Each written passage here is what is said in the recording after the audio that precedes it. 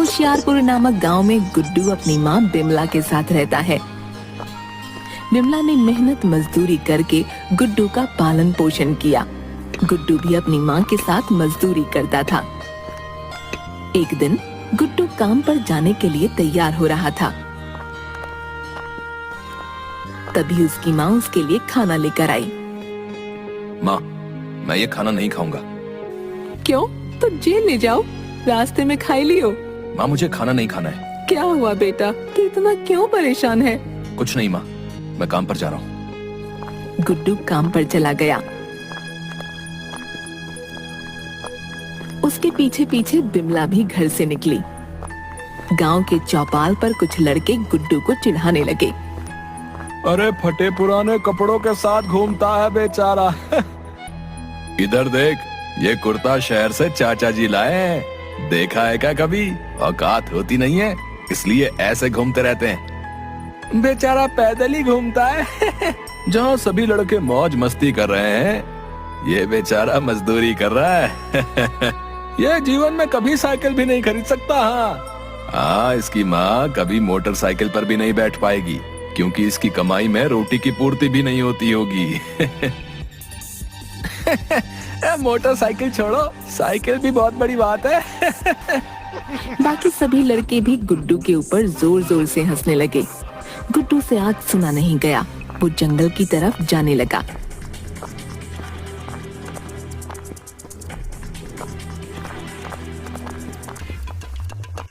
गुड्डू भैया, कहाँ भाग रहे हो? मरने जा रहा हूँ, चलना है?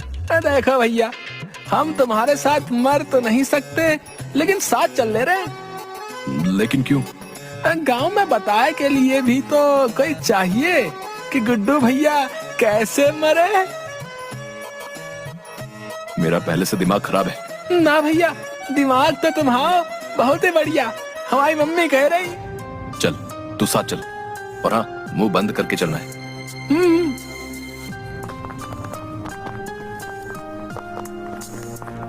गुड्डू का ध्यान कहीं और था, इसलिए उसने नीचे नहीं देखा और गुड्डू का पैर गड्ढे में चला गया और वो नीचे गिर गया। मैंने गड्ढा नहीं देखा, लेकिन तू तो बता सकता था। क्या कर रहा है? बोल क्यों नहीं रहा? भैया, मेरी नजर कौवा से भी तेज है। हाँ, गड्ढा तो पहले ही देख लिए, लेकिन तुम बोलने को मना किए थे ना। हे भगवान! गुड्डू और टिल्लू फिर आगे गए। गुड्डू ने कुछ बांस काटे और उनसे एक साइकिल बनानी शुरू की। भैया, तुम तो कह रहे थे कि मरने जा रहे हो, लेकिन ये सब क्या है? अपना मुंह बंद करके काम पर ध्यान दो।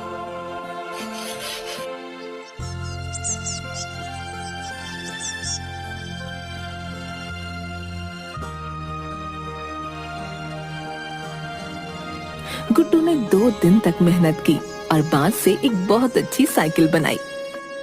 अरे वाह भैया, तुम तो कमाल ही कर दिए। ये तो बहुत ही अच्छी साइकिल है। हाँ, अच्छी लग रही है ना? हाँ भैया, बहुत अच्छा। भैया, हमको भी एक साइकिल बना दीजिए। टिल्लू, बना दूंगा बाद में, लेकिन अभी गांव चलते हैं। माँ को साइकिल दिखाने के लिए मैं बहुत उत्सुक हूँ। हाँ भैया।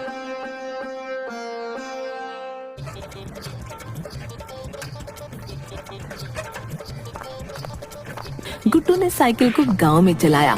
सभी लोग साइकिल को देखने के लिए घर से बाहर आने लगे। अरे वाह, ये साइकिल तो बहुत अच्छी है, हमारे भैया बनाए। अरे गुड्डू, तुमने बहुत अच्छी साइकिल बनाई है। हाँ, आज इसके सामने हमारी गाड़ी भी फेल हो गई भैया। धन्यवाद भैया। अरे, ऐसी साइकिल तो मैं भी बना दूंगा, इसमें कौन सी बड़ी बात है? बिन बात के इस गुड्डू को सर पे चढ़ा रहे हो, हैं? तो अब तक कहाँ थे? हैं? तुमने बनाए क्यों नहीं साइकिल फिर? बांस की कमी पड़ गई थी क्या? हैं? बड़े आए हैं, इससे बढ़िया साइकिल बनाकर दिखाऊंगा मैं। हाँ। और वहाँ से चला जाता है। अरे गुड्डू, इसकी बातों का बुरा मत मानना, ये तो बचकानी बातें ही किया करता है। गुड्डू साइकिल को अपनी माँ के पास लेकर गया। माँ, मैंने ये साइकिल बनाई है, अब मैं भी आपको साइकिल पर घुमा पाऊंगा। ये तो कमाल कर दिया, मैं बहुत खुश हूँ। गुड्डू साइकिल को वापस गांव में लेकर गया। जो लोग उस पर हंस रहे थे उनके होश उड़ गए। गुड्डू खुशी खुशी घर आ गया और उसने अपनी साइकिल घर के बाहर खड़ी कर दी। माँ, जब से मैंने साइकिल बनाई है सब कुछ बदल गया है। हाँ, मेहनत और ईमानदारी हमेशा रंग लाई है। अब मैं सो जाता हूँ, मुझे सुबह चतुर प्रधान जी के पास भी जाना है। उन्होंने बुलाया है, वो साइकिल के लिए मुझे इनाम देंगे और सबको ऐसी साइकिल के लिए प्रेरित करेंगे। ये तो बहुत खुशी की बात है। गुड्डू सो गया। अगले दिन सुबह गुड्डू घर के बाहर आया तो उसके होश उड़ गए क्योंकि उसकी साइकिल वहाँ नहीं थी। माँ, मेरी साइकिल नहीं है, किसी ने चोरी कर ली है।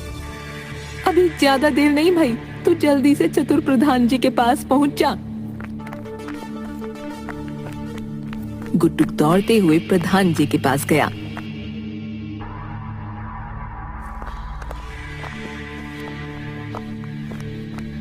प्रधान जी। हाँ बोलो।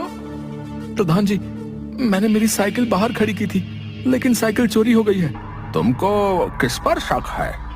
प्रधान जी, मुझे किसी पर शक नहीं है, आप ही मेरी साइकिल दिलवा दीजिए।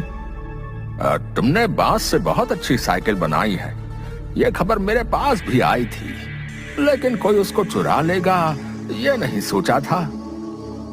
प्रधान जी, मैं उस साइकिल को आज आपके पास लाने वाला था लेकिन साइकिल नहीं है। अब कोई नहीं, मैं जल्द से जल्द कोशिश करूंगा कि तुम्हारा।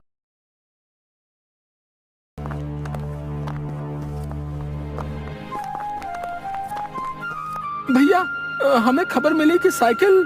हाँ, आज उसे प्रधान जी के पास लेकर जाना था, लेकिन अब क्या करूं? इतनी जल्दी कोई नई साइकिल भी नहीं बन पाएगी। हाँ भैया, मुझे तो उस भूषण पर शक लगा।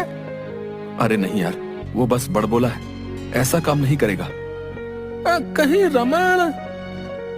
अरे नहीं नहीं, पागल हो क्या तुम? रमण प्रधान जी का बेटा है। देखा नहीं था, साइकिल की तारीफ कर रहा था। नहीं नहीं, अच्छा चलो, प्रधान जी ने सभी को बुलाया है। गुड्डू और टिल्लू चतुर प्रधान के पास गए। वहाँ बाकी लोग भी आ गए। अब मुझे पता चल गया है कि गुड्डू की साइकिल किसके पास है। प्रधान जी, आपको पता चल गया? हाँ, मुझे पता चल गया। कौन है वो? मेरे पास ये बांस की लकड़ी है जिसको मैंने इस पैकेट में छुपाया है। मैं तुम सभी को ये दूंगा। प्रधान जी, इससे क्या होगा? मैं कुछ समझा नहीं। इस बांस की लकड़ी पर मैंने एक फूल लगाया है, जो भी चोर होगा उसकी डंडी से फूल हट जाएगा। अब सभी एक एक पैकेट उठा लो और कोई भी इसे खोल कर नहीं देखेगा। मैं कल सबसे यहीं मिलूंगा। सभी ने एक एक करके पैकेट उठाए और अपने अपने घर चले गए।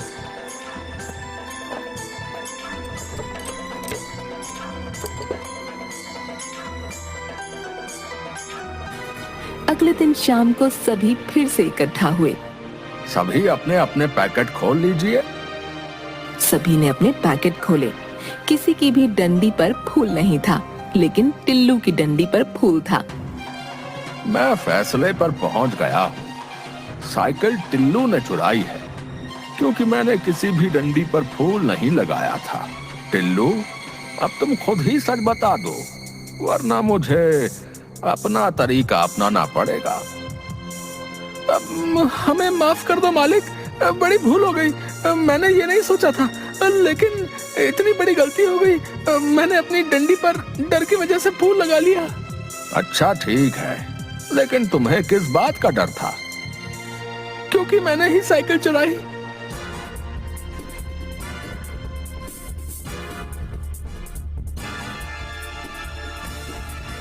टिल्लू, अब तुम चोर भी हो? हाँ भैया, हमें वो साइकिल पसंद आई तो उस दिन तुम्हारे घर के बाहर से चुरा लिए। हमने गुड्डू भैया को हमारी साइकिल बनाने को भी कहा, लेकिन वो नहीं बनाए। हमें माफ कर दो। अब इसका फैसला प्रधान जी करेंगे। मैं साइकिल वापस ला रहा हूँ।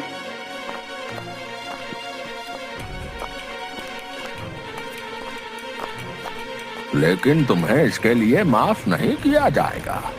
मैं तुम्हें गांव से बाहर निकालता हूँ। नहीं प्रधान जी, इस बार टिल्लू को माफ कर दीजिए। मेरे कहने पर मुझे विश्वास है कि टिल्लू आज के बाद ऐसा काम नहीं करेगा और मेरे साथ मिलकर लकड़ी की साइकिल बनाने का काम करेगा। भैया आप महान हैं, हमसे बहुत बड़ी भूल हुई है, हमको माफ कर दो। अच्छा, अब गुड्डू ठीक है, अगर तुम कहते हो तो टिल्लू को एक मौका और देते हैं। गुड्डू को साइकिल वापस मिल गई। गुड्डू ने बांस की साइकिल बनाकर बेचनी शुरू कर दी और अपनी माँ के साथ खुशी खुशी रहने लगा। हमें कभी भी चोरी नहीं करनी चाहिए और झूठ भी नहीं बोलना चाहिए, क्योंकि झूठ और चोरी कभी नहीं छिपते। ये सच से हमेशा हारते ही हैं।